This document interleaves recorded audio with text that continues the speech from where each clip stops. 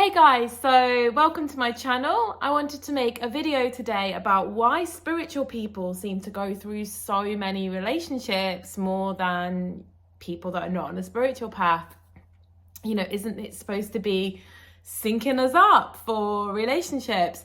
So I believe that we are here to have relationships, but the purpose of life and the purpose of our spiritual journey isn't to be in a relationship. That's not why we're here. We're not here to be in a relationship. Sorry, my head's a bit crazy.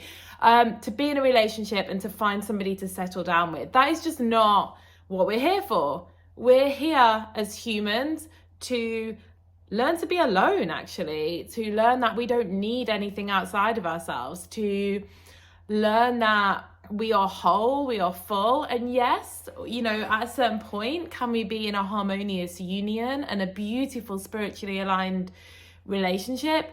Absolutely. That is the outward mirror to the inward inner union.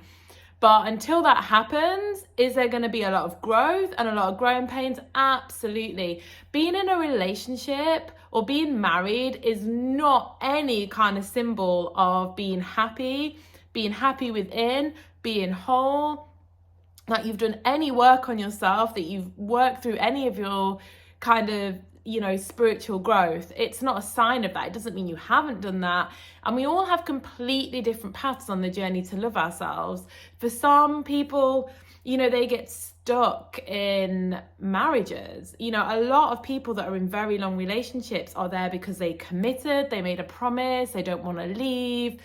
Things are not really right. They're not really happy. How many people do you look around and see in a relationship and you think, wow, they really have the dream relationship. They really have the dream marriage? Not very many, right? So, they still have a lot of stuff to work through. It's just that they maybe haven't even plucked up the courage to leave that relationship. They're actually in an out-of-date, stale relationship that's not giving them any more growth, but because they made a commitment, they're staying in it.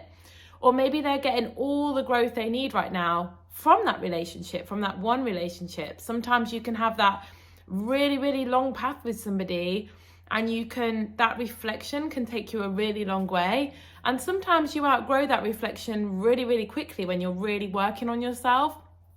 And this is why I think there's just so many shifts, and we have to honor them and not feel, I feel like sometimes I notice around the spiritual community, and it's sort of this really like, oh, well, then they didn't make that person stay. And it's almost like a badge of honor that you've managed to get like a divine relationship. And the thing is, you don't know. People can say anything. Everyone I've ever met, I thought was like my twin flame or my soulmate or what have you. And then as soon as someone reciprocates, it's like, yeah, that's it. We're twin flames. We're, soulmates, what have you. And I'm not saying they're not, I'm not saying they are, but I'm just saying anyone can say anything on the good old world of YouTube and the internet. And all you've really got to compete with is yourself.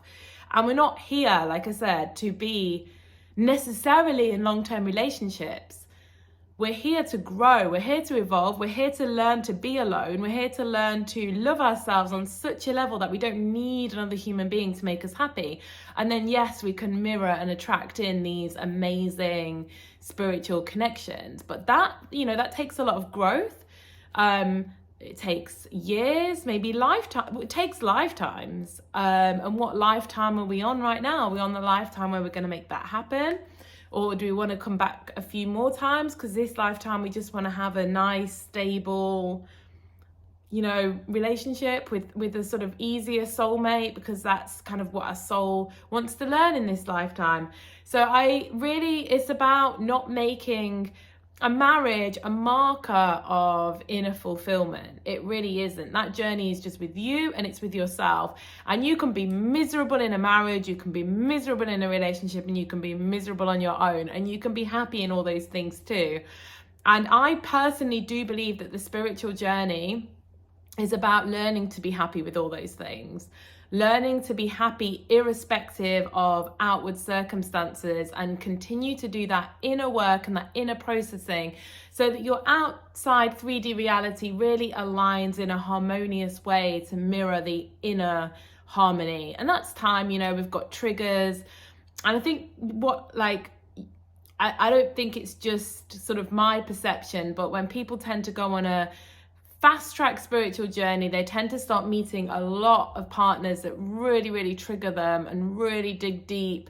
And they almost are harder to kind of stabilize in these relationships where there are some triggers, but you know, they kind of lighter triggers and people can stay in the relationship. Once you start getting these really hard hitting triggers, from my experience, you just can barely handle it, and you need to kind of constantly take that space. And then when you evolve them, because you've like worked through them, then you realize that, you know, that wasn't your ultimate connection, and there was things lacking and there was things missing, and it wasn't really right for you, and you're willing to let that go. Being on a spiritual journey is being willing to let go. It's being willing to let go of what doesn't serve you.